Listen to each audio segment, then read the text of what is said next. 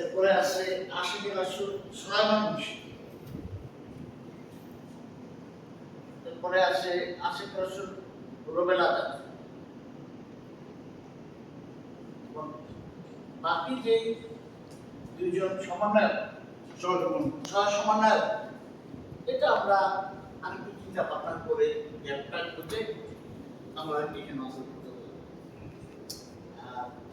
সমন্বয়কের দায়িত্ব এই 6 মাসের জন্য আমরা দিয়েছি আশিকের আসর আনুষ্ঠানিক করি। আনিস ভাইয়ের প্রতি আমার দীর্ঘদিন কাছে কিছু বিশেষ অনুরোধ, ব্যক্তিগত যে ত্রুটি আপনার ছিল বা বর্তমানে যদি থাকে সেটা শুনে উঠে নিয়ে আসতে হবে।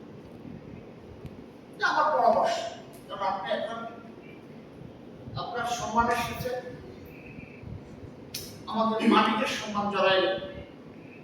মালিকের কমিটির আপনি এখন শরীয়তপুর জেলার সমন্বয়, বিষয়টা মাথায় রাখতে হবে। একটা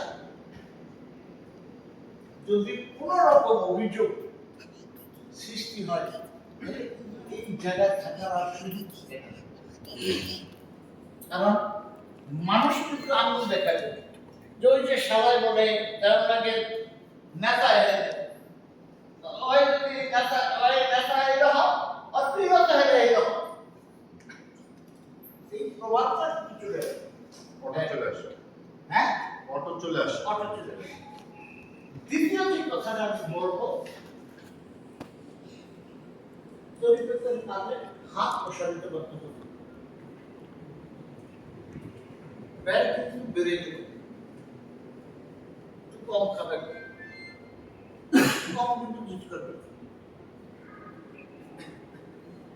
তরিকতের পিছনে অর্থ ব্যয় করবে।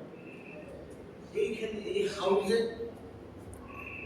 আমি যে কথা বলছি এই ব্যাপারে আপনি ইয়েস এবং নো দুটার একটা বলেন, আমরা সাক্ষী থাকি।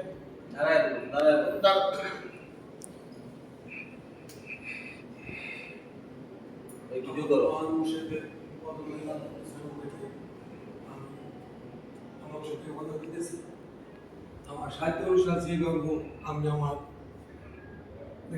এই মোহাম্মদ ইসলাম পালন করতে যায় জানি আমার কোনো রকম ত্রুটি না থাকে, আমি সেইভাবে চলবো। আর আপনারাও আমরা সবাই যদি ভুল ত্রুটি থাকে আমাদের সজাইবেন যে ভাই আপনি এটা নেই এটা, এই জন্য আমি বেজার হবো না। আমি আমার সাথে সবার সাক্ষী রেখে মালিকের থেকে আমি কথা দিই। খরচপাতি বাড়ে কি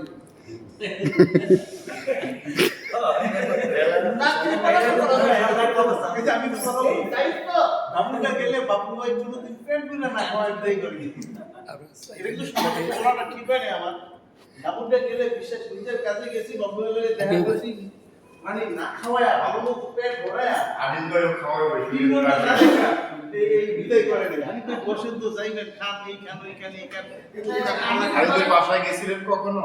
আমি কি বলছি আনিস ভাইয়ের বাসায় আমি চিনি বলছে জাকের ভাইরা শুনছেন? জি ভাই, হ্যাঁ আপনারা কি শুনছেন? জি ভাই, আলহামদুলিল্লাহ শুনছেন তো? জি ভাই, একদম ঠিকঠাক শুনছেন?